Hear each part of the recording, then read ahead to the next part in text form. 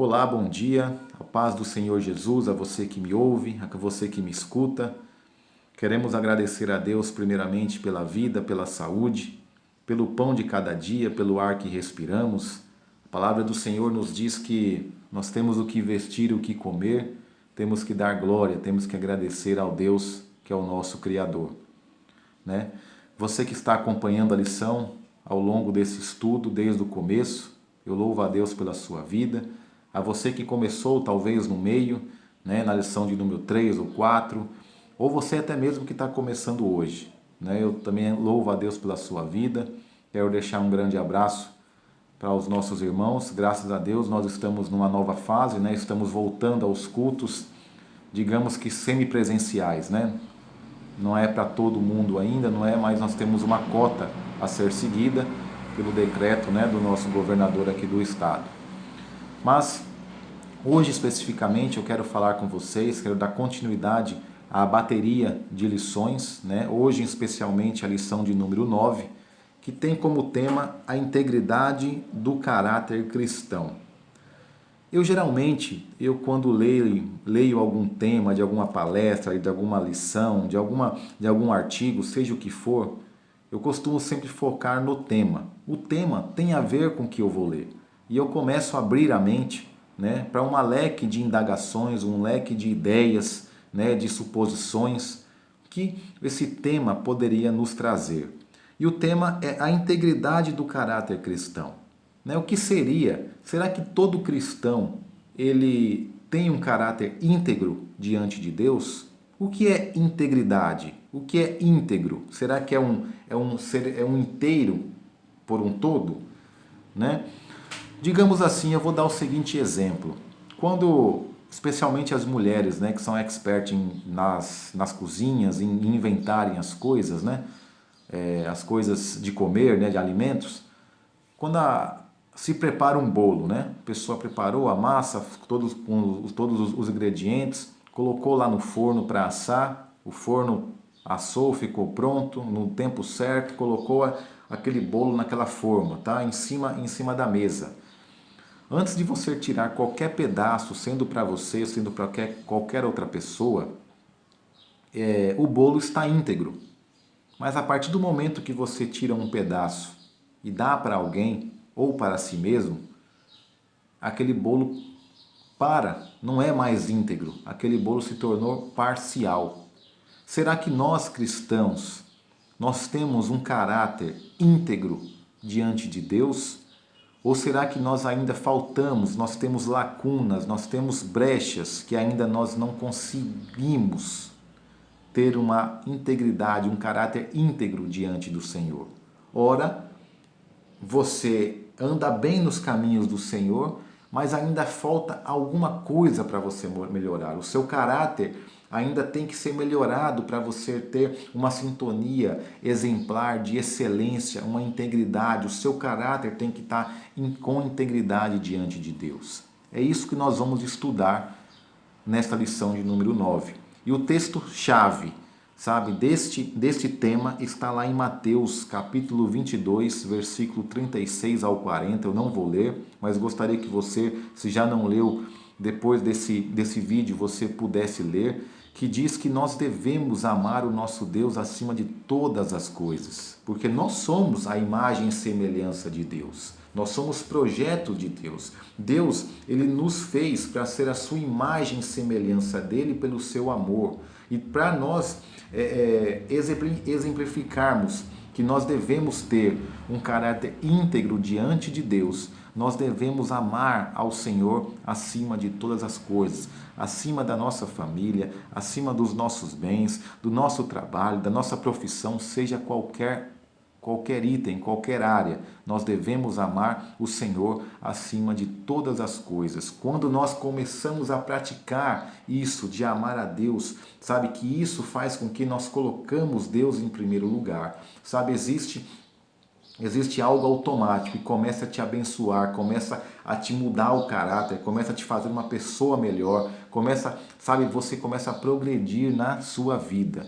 E o que diz também esse texto-chave é que nós também devemos amar o nosso próximo, assim como os profetas devemos amar o nosso próximo, não só para o nosso bem, mas também para que nós possamos fazer com que esse mundo seja melhor. Isso, você praticando esses dois itens, amar a Deus em primeiro lugar, acima de todas as coisas, e amar o seu próximo, com certeza você está modulando, está formando, adequando o seu caráter, sabe, que seja íntegro diante de Deus. E a lição, queridos, ela é dividida em 3 tópicos: o amor, a justiça e a verdade. Vou estar falando um pouquinho de cada um deles existe alguns subitens, tá? Não vou ler desde o início até o final a lição, tá? Eu gostaria que você que tem a sua lição, você depois com calma, com tempo, ao longo da semana que já passou, espero que você tenha lido. Caso contrário, procure ler, que será bem interessante, de crescimento para a sua vida, tá? Ela fala aqui no primeiro tópico, o amor, que nós fomos criados à imagem e semelhança de Deus. Veja bem, quando nós temos os nossos filhos, nós sempre comparamos. Olha, puxou o pai, os olhos puxou a mãe, né? A boca puxou o pai. Eu sempre costumo até brincar aí quando alguém faz uma brincadeira. Olha, sua filha puxou totalmente você, totalmente a mãe. Eu até brinco, né? Com a pessoa que faz esse comentário. Mas depois você acaba observando aqui alguns jeitos dos seus filhos, né? Que é muito parecido, tem coisas muito pertinentes a nós pais, né? E o Senhor Deus, Ele nos criou a sua imagem e semelhança. Será que Ele criou somente por criar? Não, Ele criou porque Ele tem um amor incondicional para conosco, sabe? E a nós mesmos, o homem mesmo, é que acaba pisando na bola, pecando diante dele, né? E aí a lição é bem clara, que fala assim: o homem foi criado à imagem e semelhança de Deus. No entanto, o pecado fez com que essa condição fosse descontinuada e o caráter do homem sofreu incomparável degradação, né? Se nós voltarmos aí o início da Bíblia, né, ou no início da história, né, quando o pecado entrou na humanidade, né, com Adão e Eva, a começar pela Eva, né?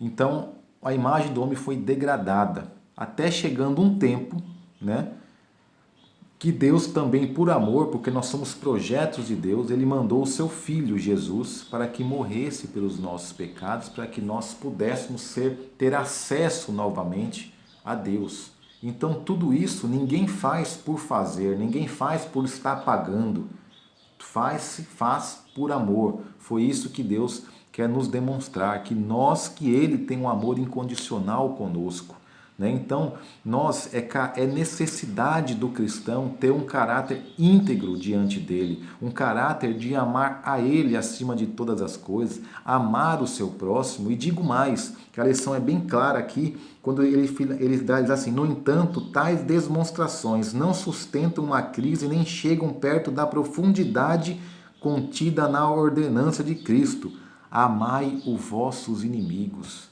Poxa, Hugo, como é que eu vou amar uma pessoa que me faz mal ou que me fez mal? Bom, se a pessoa te fez e não te faz mais, por que você não perdoou essa pessoa ainda? Por que nós devemos amar o nosso próximo, amar os nossos inimigos? Sabe para quê, gente? Para nós aprendermos a perdoar o nosso próximo. Ora, se Deus ele nos perdoou, se Deus ele nos deu o Filho dele para que nós tenhamos acesso a Ele, né? Entregou o seu Filho para que morresse pelos nossos pecados. Por que nós estamos tendo dificuldade de perdoar o nosso próximo? Por que nós estamos tendo dificuldade, sabe, de perdoar o nosso inimigo? Perdoe, querido, perdoe, porque quando você não libera o perdão, quem sofre, diversas vezes, na maioria das vezes, somos nós mesmos. Nós perdemos o sono, nós criamos barreiras e contendas emocionais e psicológicas. Você não vive uma vida em paz. Você não pode olhar para aquela pessoa, olhou, vem aquele pavor, aquele ódio, aquele rancor dentro do coração, simplesmente por falta de perdão. Eu sei que não é fácil, muitas vezes nós precisamos de ajuda, sabe? De uma ajuda pastoral, de uma ajuda do seu líder espiritual, sim, isso é normal. Mas o que nós devemos ter a intenção, pelo menos começar por a intenção, é de perdoar os nossos inimigos também, para que o amor brote, o amor multiplique, o amor seja inserido e dê frutos dentro da nossa vida, dentro do nosso coração.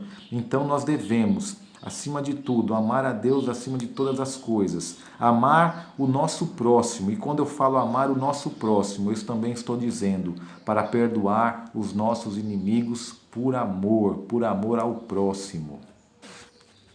Entrando no subitem, né, a evidência externa do novo nascimento. É bem interessante, eu acho pertinente ler para vocês.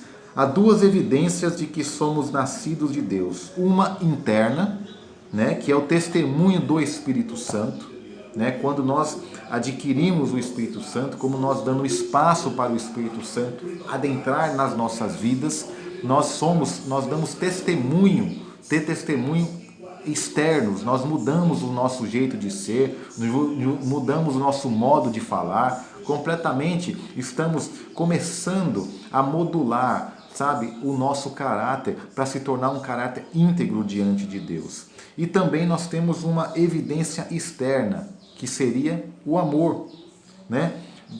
O amor é relacionado à justiça, o amor faz com que você se torne justo. Justo diante de Deus, justo diante de situações, circunstâncias, né?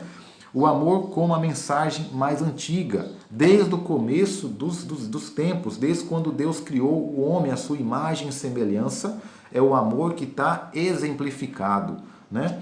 O amor com a passagem da morte para a vida.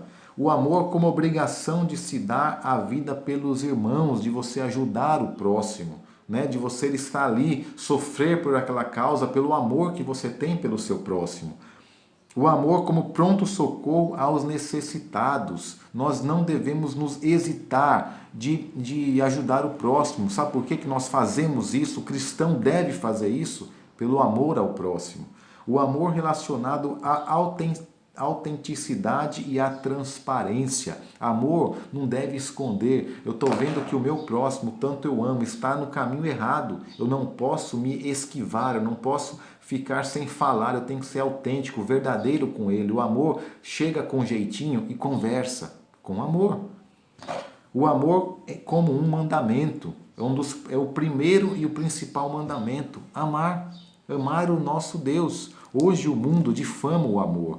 Sabe, quando fala amor, já se torna, sabe, num rumo sexual, já se torna em interesses. Amor nada, sabe, falar que te amo, falar que te quero, sabe, muitas vezes está sendo palavras difamadas, palavras usadas em música mundanas, só para conseguir o que quer com a outra pessoa. E nós cristãos, nós não aceitamos isso e não devemos ser assim. Nós devemos sim praticar o amor, que é o princípio que a Bíblia nos ensina para termos um caráter íntegro, sincero diante de Deus. Quando nós fazemos isso, quando nós tomamos essa ação diante de Deus, Deus reage com a sua bênção, com a sua glória, sabe, com o seu manifestar diante de nós, filhos dele, porque nós somos a imagem e semelhança dele, assim como eu falei desde o início.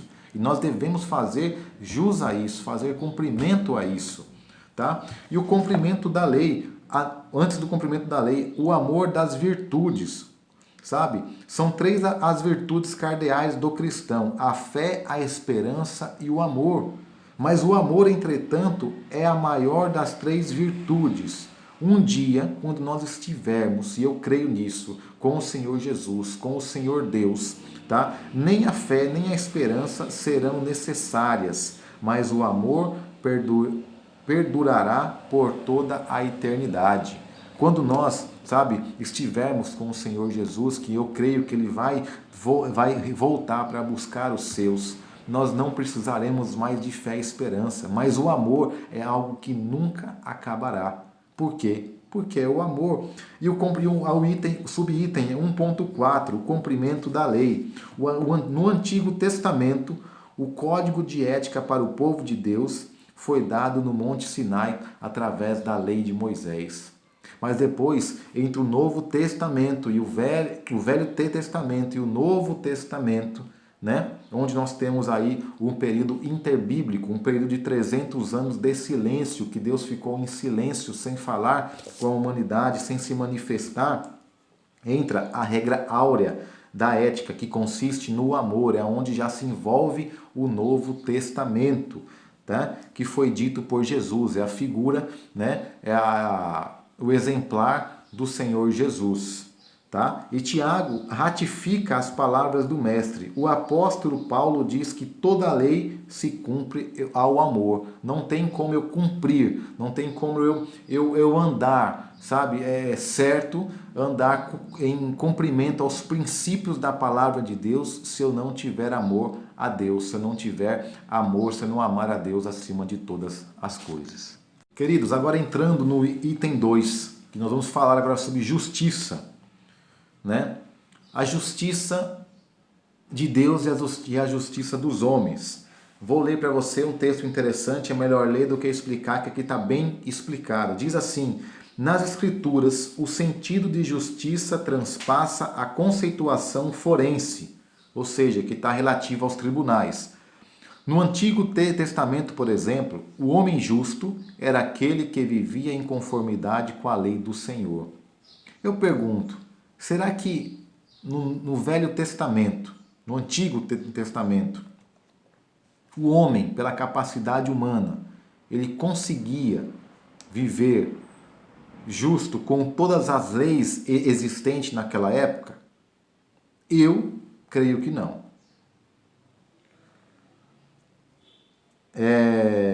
No Novo Testamento, justo é aquele que foi justificado por Cristo e vive em consonância com seus preceitos. Ou seja, você só vai conseguir, sabe, viver segundo os preceitos, em consonância com os preceitos que Jesus trouxe no Novo Testamento através do amor. Né? No entanto, não temos o poder de decidir o que é justo ou não. Somos servos da justiça, não somos nós. Nós podemos ter a concepção, mas o poder de julgar, a palavra é bem clara também. Não julgueis para não ser julgados. Nós temos que simplesmente praticar a justiça. E para mim praticar a justiça, eu preciso ter amor no meu coração. Eu preciso praticar, eu preciso ter atitude de exercer o amor. Né? Existe algum outro subitem aqui, como atos em comum de injustiça, né? Que diz assim: como afirmou o autor do livro de Hebreus, o que se espera dos cristãos são coisas melhores, tá? Ou seja, ações que explicitem o amor, a justiça e a verdade. Entretanto, convivemos cada vez mais com atos de injustiças cometidos por aqueles que são considerados justos, sabe? Eu sei que está difícil nós vivermos num mundo que tem pessoas, né, do alto escalão, da cúpula, né, que estão lá para fazer justiça, deveriam ser um exemplo de justiça, mas cometem injustiça. Mas mesmo assim, sabe, com toda a injustiça, crueldade, se assim eu posso dizer, tá, com a humanidade, sabe, com as coisas que estão acontecendo, independente de qualquer coisa, nós devemos ser justos, porque nós estamos debaixo do olhar de Deus. Nós devemos fazer jus, porque nós somos imagem e semelhança a Deus, né? Eu tenho alguns conhecidos, né? Conhecidos, não são, eram amigos, mas hoje são apenas conhecidos, né? Acham que pegar alguma coisa escondido, né? Pegar algo que não pertence a ele. Ah, eu pego mesmo porque o governo me rouba. Ah, porque eu pago muito imposto. Agora eu tenho como tirar o meu atraso assim. Sabe, queridos? Isso não é atitude de cristão. Sabe? Nós, independente se nós pagamos um juros alto, nós pagamos impostos, até numa bala que você compra, nós estamos pagando juros, sabe? A nossa cesta básica daqui do estado de Sergipe está aumentando. Eu fui no supermercado há poucos dias, achei que as coisas estão ficando mais caras, não sei se isso é perceptível para vocês, sabe? Independente disso, tá? Devemos ser justos, devemos dar o que é de César, dar o que é de Deus, sabe, fazer como manda, sabe, o figurino, sermos exemplos para esse mundo, porque eu tenho a certeza que as mãos de Deus, sabe, os ouvidos, o olhar de Deus estão inclinados para os justos, e nós somos justificados diante do Senhor, perante o Senhor Jesus para com Deus, tá? Portanto, é importante lembrarmos do claro alerta que nos foi deixado. Os olhos do Senhor estão sobre os justos, que eu acabei de falar, mas ele é contra os que fazem o mal. Vemos aqui o contraste entre o grande desejo de Deus de cuidar de seus filhos para o que servem de modo como ele se opõe frontalmente àqueles que não andam pelo seu caminho de retidão. Por mais que você não veja, as coisas acontecerem, saiba que Deus está no controle da sua vida. Saiba que Deus, no momento certo, no tempo dele, vai te dar a sua vitória, porque você é justo diante dele, você pratica a justiça diante do amor que você reconhece.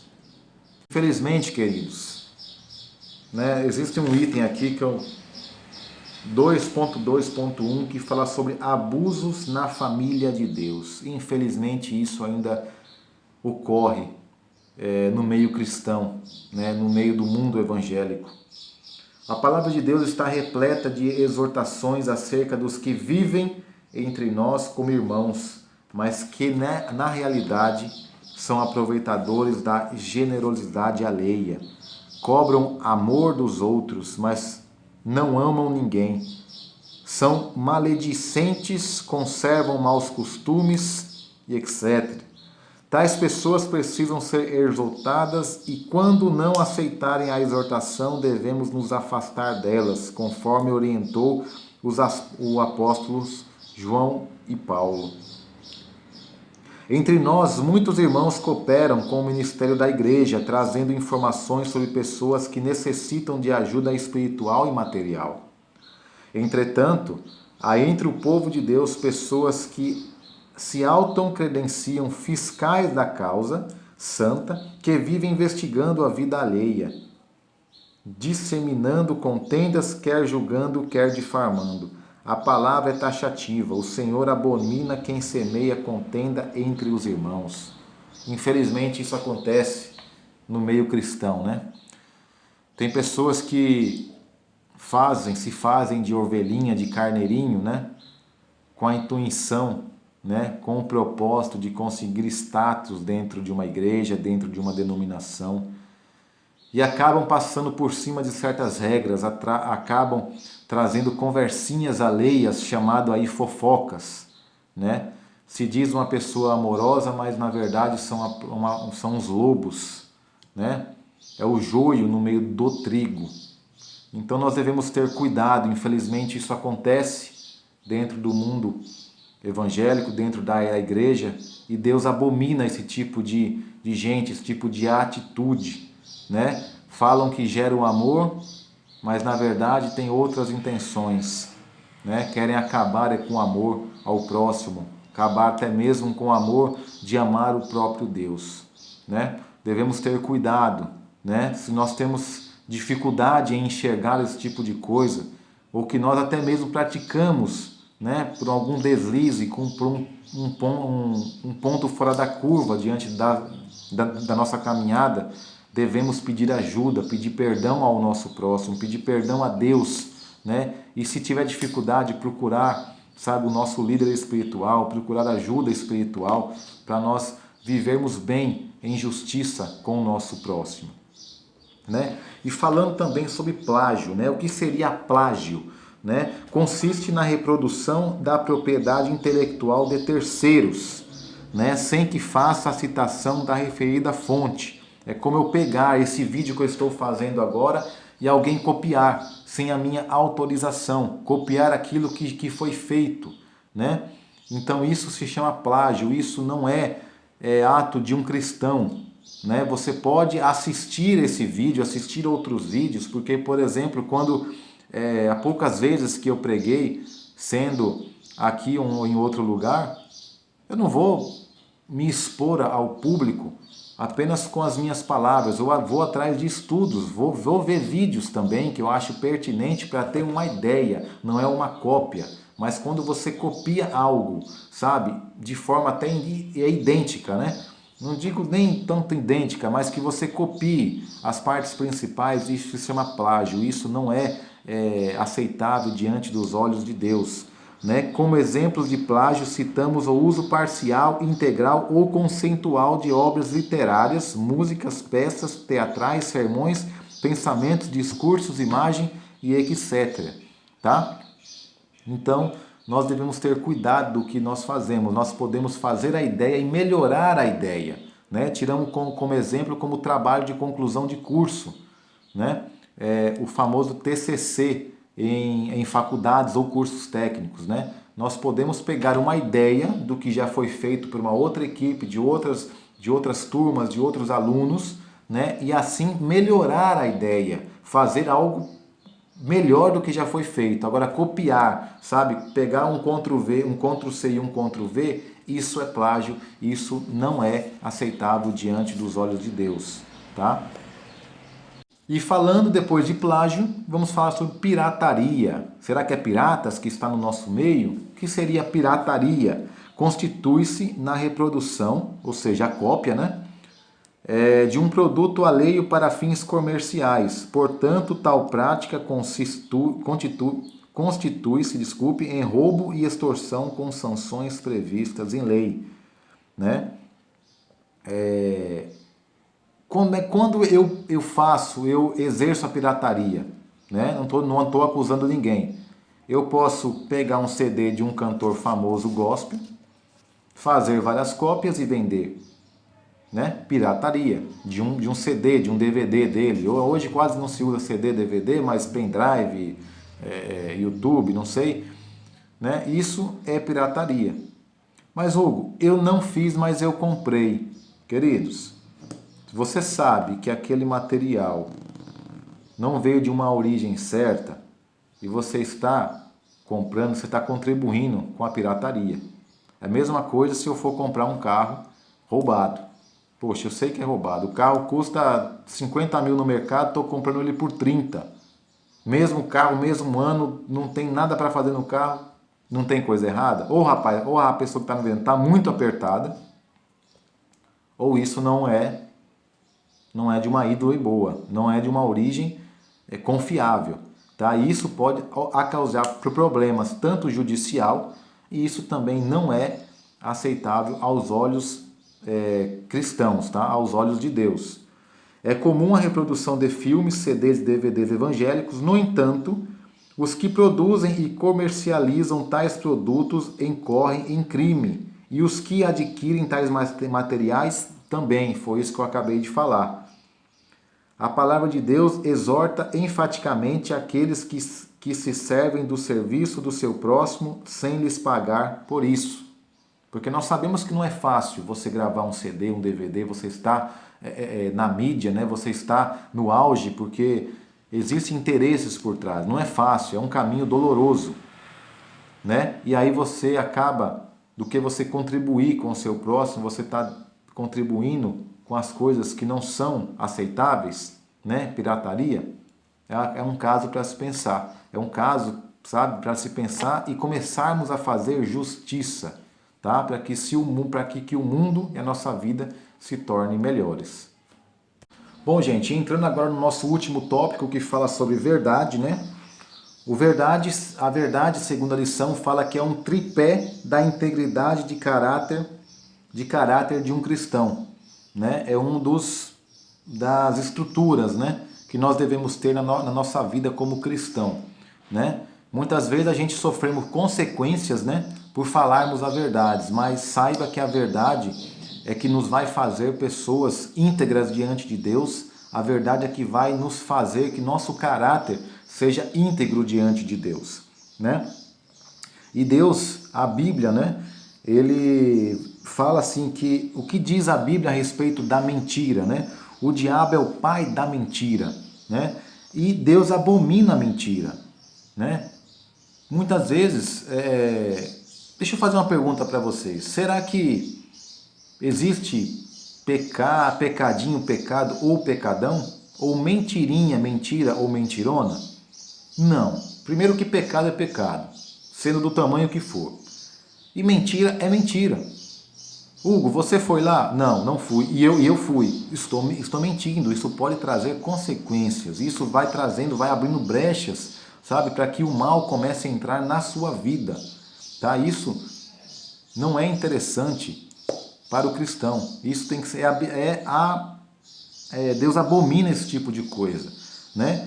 Ele fala também aqui a intenção e a extensão, sabe? Muitas vezes o nosso líder, sabe, pede para você, por favor, você vai comparecer à reunião tá hora? Vou, pode contar comigo. Chega na hora, você se atrasa, sabe? O seu líder nem foi procurar saber o porquê que você se atrasou e você, por estar acostumado a fazer aquela mentirinha, o que acontece?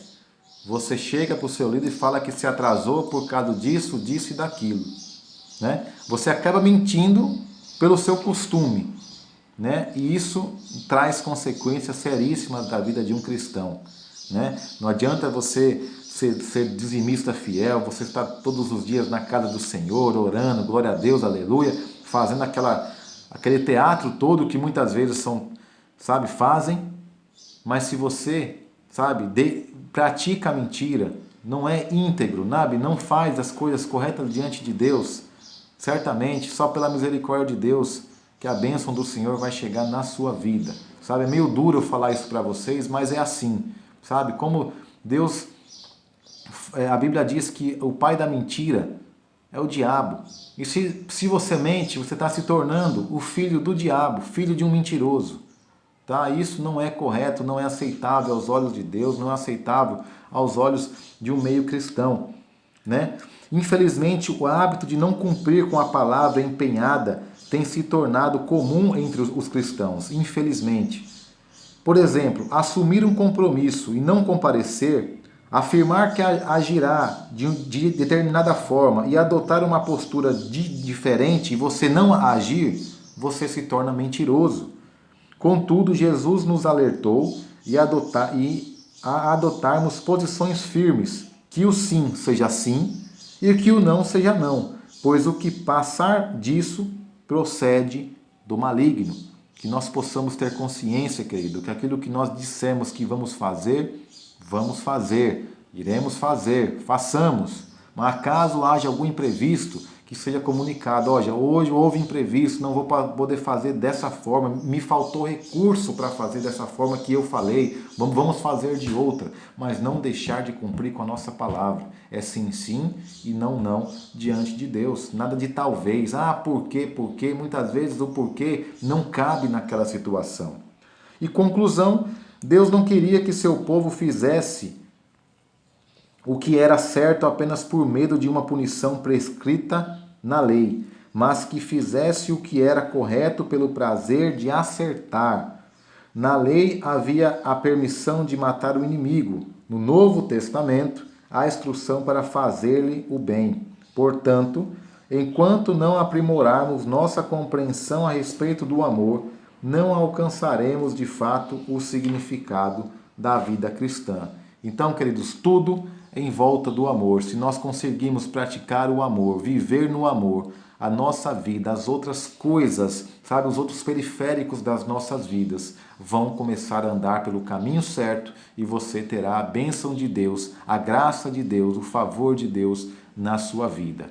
Eu agradeço pela oportunidade, compartilhe esse vídeo, compartilhe esse ensinamento e até a próxima, se Deus permitir. Um grande abraço.